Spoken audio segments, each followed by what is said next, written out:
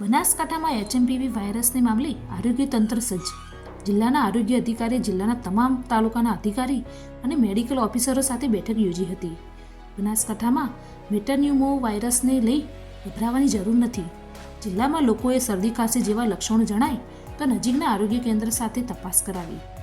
HMPV વાયરસને લઈ Palanpur Banas civil હોસ્પિટલમાં આગોતરું આયોજન કરવામાં આવ્યું છે.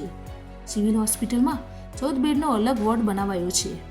વોર્ડને આઇસોલેશન અને વેન્ટિલેટરની સુવિધાઓ પણ સજ્જ કરાયો છે.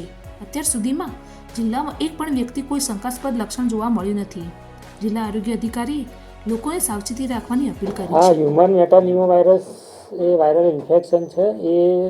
એ જ રૂટીન જે વાયરલ ઇન્ફેક્શન હોય, શરદી ખાંસી તાવ ને એ ટાઈપનું, બરાબર. એ અંગે અમે અહીંયા સરકારની ગાઈડલાઇન મુજબ તમામ THO સાહેબ અને મારા મેડિકલ ઓફિસર સાહેબની મિટિંગો કરી અને તમામને પ્લાનિંગ અને આગોતરા તૈયારી કરવા માટે તમામને સૂચના અમે અહીંથી આપી દીધેલી છે, બરાબર. અને જનરલી શરદી ખાંસી ને તાવ ને એવા જ લક્ષણો આમાં જોવા મળતા હોય છે. અને નાના બાળકો અને વૃદ્ધોમાં આની ચેપ લાગવાની શક્યતા વધુ રહેલી હોય છે. તો અમે સાવચેતીના ભાગરૂપે આપણે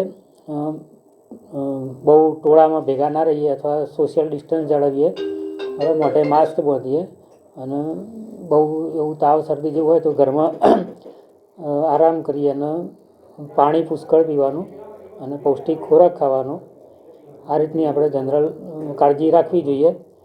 તેમજ વારંવાર મોઢે તથા નાકે આપણે હાથ અડાડવો જોઈએ નહીં અને ભીડભાડવાળી જગ્યાએ ખાસ જવું જોઈએ નહીં. અને કંઈ પણ આ રીતના કોઈ લક્ષણો દેખાય તો તાત્કાલિક નજીકના પ્રાથમિક આરોગ્ય કેન્દ્ર સામૂહિક આરોગ્ય ખાતે તપાસ અને સારવાર કરાવવા માટે મળી શકે છે.